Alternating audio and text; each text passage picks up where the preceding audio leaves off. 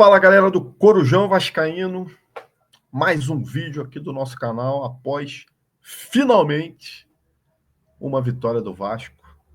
Depois de 5 jogos, o Vasco volta a vencer, ganhou do Atlético Mineiro por 2-0, uma boa partida do Vasco, né? Gols aí marcados pelo Coutinho, né? Fez o segundo gol, e o primeiro gol do Verratti, que também volta a marcar depois de muito tempo.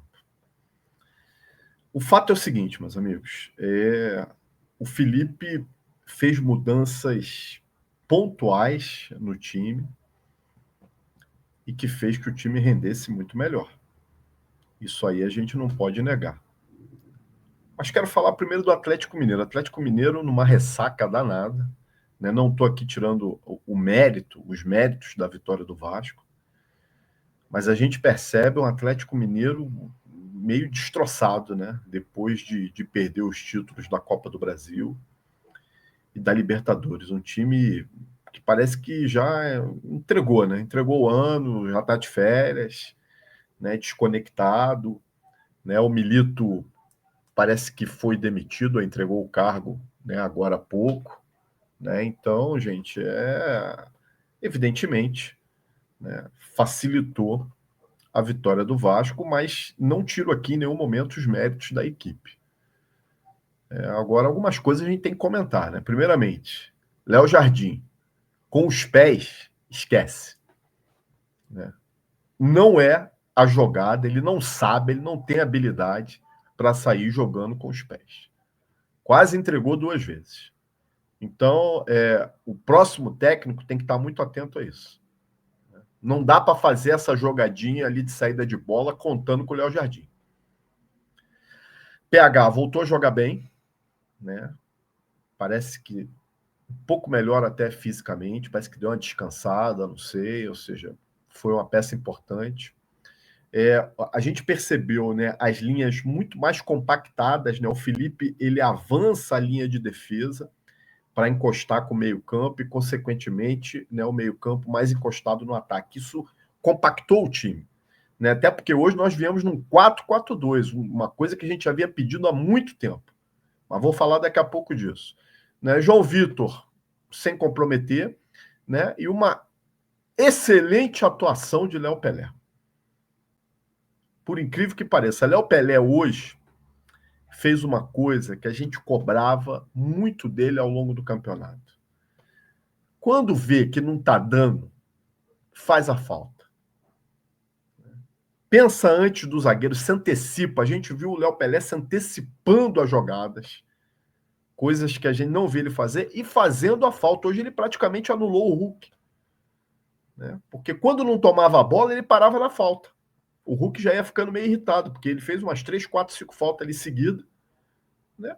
É o que tem que se fazer quando o zagueiro é limitado, que é o caso do Léo Pelé, né? O Felipe, né, ele fala isso, né, na coletiva de imprensa, né? E talvez isso, de tudo que o Felipe falou ali, né, foi o que eu menos concordei, né, foi quando ele fala hoje do Léo Pelé na entrevista, né? Agora, é interessante a gente dizer o seguinte, né, que essa atuação do Léo Pelé, né, não sirva para se justificar, né, uma possível tentativa de se renovar contrato, de ficar com o Léo Pelé. Para mim, Léo Pelé já deu. Tá? Olha o que o Felipe fala dele aí, a parte que eu discordei, já vou dar os créditos aí para o pessoal do PTB Esporte. Eu diria, o Léo para mim sempre foi um grande jogador. O Léo começou comigo no Fluminense em 2013, na lateral esquerda. O Léo Pelé é um grande jogador. Realmente, ele oscilou em alguns momentos, normal, mas é um atleta que tem um potencial muito grande, um zagueiro canhoto com a velocidade que tem, com a qualidade dele. É difícil você achar no mercado. Esse é o ponto que eu discordei dele. Quando ele fala que um zagueiro igual o Léo Pelé é difícil achar no mercado. Será que foi por isso que o Vasco não contratou nenhum zagueiro na janela? Porque a desculpa que deram, né, da diretoria, do Pedrinho, foi que os zagueiros que chegaram, eles não atenderam o que a gente quer para o Vasco. Então, ou seja, todos que foram oferecidos ao Vasco eram piores do que lá estão. E aí o Felipe me saca essa, que é difícil achar um zagueiro igual o Léo Pelé no mercado. Mas difícil em quê? Que falha bastante? Né? Que, igual diz a galera, marca fofo, não foi o caso de hoje. Hoje ele fez o simples, né? E aí o Piton voltou a jogar bem também, né? Mas o Piton tem uma explicação muito clara por que ele voltou a jogar bem, né? Inclusive, deu uma assistência para o gol do Coutinho. Para mim, aquilo foi um passo, uma assistência depois de tantos jogos. Mas por que o Piton jogou bem hoje? Porque os dois outros jogadores que atuaram pelo lado esquerdo, foram muito bem na partida. No caso, o Léo Pelé, que eu acabei de citar, e o Cocão. O Cocão jogou uma partida espetacular. Eu acho que se algum investidor aí, se algum time aí quer comprar o Cocão, hoje valorizou o passe dele aí em alguns milhões de dólares. Tá? Ele recebeu uma proposta do Kansas City aí, né, essa semana aí, acho que foi 2,5 milhões de dólares. Já pulou para 5 milhões, só com essa atuação dele hoje aí. Jogou muito. E isso facilitou muito a vida do Piton. Porque não expôs ele, né, na marcação, e a gente sabe que ele é fraco marcando. Hugo Moura, cansado. É outro que parece que está muito cansado. Achei ele um nível abaixo. Jair, muito bem. Enquanto teve fôlego, jogou muito bem. Preencheu o meio-campo ali. Cara, você vê, né? O nosso time é tão pobre de peças para essa função ali do meio-campo, primeiro, segundo volante, terceiro homem de meio-campo, que o Jair, ele vira craque ali. Ele se sobressai de tal forma que ele vira craque. E realmente jogou muito bem. Coutinho no meio e Alex Teixeira também. E esse foi o ponto principal para mim da vitória do Vasco. Quando o Felipe coloca próximos Coutinho e Alex Teixeira. O Alex Teixeira centralizado também. Flutuando, né, pelos dois lados do campo. Se aproximando do Verratti. Vocês repararam como o Verratti participou mais do jogo? Porque ele tinha gente mais próxima, gente que podia dialogar com ele. Né? Então, eu acho que a principal modificação, para mim, e que levou à vitória do Vasco, foi esse posicionamento de Coutinho e Alex Teixeira jogando próximos e por dentro. Né? Alex Teixeira está visivelmente melhor preparado fisicamente. Só que essa preparação dele chegou a 3 jogos do fim do Campeonato Brasileiro. Jogou bem contra o Atlético Goianiense, fez uma ótima partida hoje também, e tem o jogo contra o Cuiabá. Eu daria uma dica para Alex Teixeira. Não entra de férias. Tá? Não faz nada na férias, não descansa, faz nada. Continua, participa de todos esses jogos comemorativos que tem no final do ano, jogo do Zico, jogo das Estrelas, Ronaldinho Gaúcho, o time do Ronaldinho Gaúcho com o time do Ronaldo Fenômeno, joga todos. Liga para os caras, preciso jogar, para tu se manter em atividade, para ver se tu chega no início do ano já voando igual tu tá agora. Melhor coisa para você, minha dica. Né? Um outro ponto da entrevista do Felipe que me chamou a atenção, e aqui já vou dar os créditos novamente para o pessoal da BTB Esportes, é quando ele é perguntado sobre os jogadores que não foram relacionados para essa partida. Então ele fala do Rossi, né, do Galdames, né, do Rojas, que já não tinham sido relacionados para a partida contra o Atlético Goianiense, e hoje não foi relacionado o Ryan, o Emerson Rodrigues mais uma vez também não foi relacionado, e nem o Vitor Luiz. Vamos escutar o que ele fala aí. Parabéns pela vitória, Lineker Beyond, canal Mário Coelho Vasco. Você vem de uma função um pouco mais íntima, né, com a diretoria, que é o diretor técnico, um pouco mais do que o treinador. e na relação passada do jogo contra o Atlético Goianiense você não trouxe para a partida o Rojas, o Rossi e o Galdames. Isso traz, né, a questão da saída desses jogadores logo em seguida. Dessa vez, você repetiu a escolha do Emerson na lista de relacionados. Também tem outras figuras como o Jean Davi e, se eu não me engano, tem o que também figurava como um dos relacionados, o Vitor Luiz. Isso sinaliza também a saída desses atletas no momento dessas escolhas, no qual você tem mais intimidade próxima com a diretoria? Não, na realidade, assim, vamos lá, são coisas diferentes. No jogo passado, foram escolhas técnicas minhas. Para essa partida,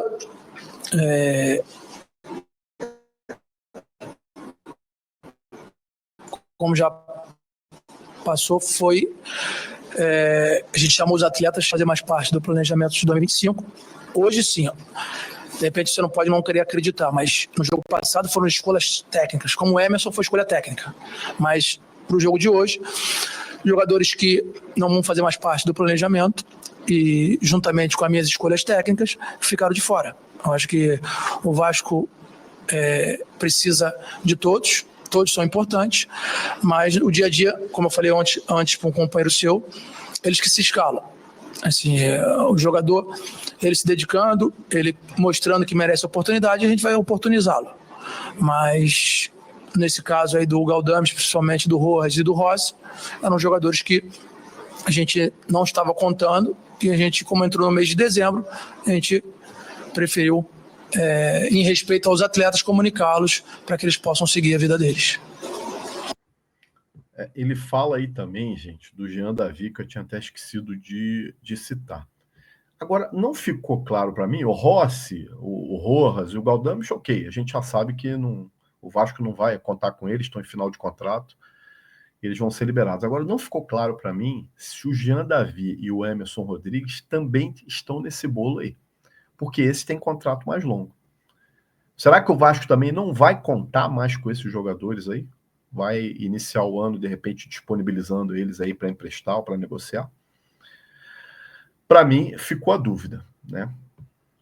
Só na Net Vasco aqui uma informação interessante de alguns tabus que o Vasco quebrou hoje com essa vitória contra o Atlético Mineiro, né? Olha aqui, ó, vou colocar na tela aqui para vocês, né? 5 jogos sem vitórias, 6 jogos sofrendo gols, 6 jogos sem gol do Verratti, 8 jogos sem gol do Coutinho e 14 jogos sem assistência do Piton. Porra, você vê, se no primeiro semestre o Piton era a nossa grande arma, né, principalmente para os gols do Verratti, no segundo semestre aí caiu bastante, né, gente? Um ponto positivo hoje também que foi bastante bacana foi a entrada do Paulinho, né? Depois de tanto tempo aí, né? O Paulinho voltou a atuar, né? E ele falou um pouquinho aqui no final, né, do jogo. Ele deu uma declaração rápida aí que eu quero colocar aqui para vocês também, né? Então vamos lá, vamos ouvir o Paulinho aí. Muito foda, o coração não tem palavra nesse momento. Trabalhei durante 9 meses. Foram 9 meses de muita luta, sacrifício. Muito trabalho, muita luta. Hoje, poder estar aqui de volta, retornando aos gramados, com a vitória e com essa linda festa da torcida, é uma noite sem dúvida especial para mim. Muito bem, cara. O Paulinho é outro, cara. Como o Jair, né, que estão vindo de contusão, o Adson, que está se recuperando aí, o Estrela, cara. São jogadores que eu acho que merecem ter um cuidado melhor aí nessas férias, se prepararem, se cuidarem, né, para poder voltar voando aí no início do ano, né? Agora, em relação ao que o Vasco apresentou hoje, jogando num 4-4-2, né, algo que a gente vinha pedindo aqui há muito tempo, né? Algo que a gente via, principalmente com o Paiva, a gente não entendia por que se jogava sempre com o mesmo esquema, jogo após jogo. E o Vasco tomando porrada e ele não mudava o esquema. Mudava a peça, mas não mudava o esquema.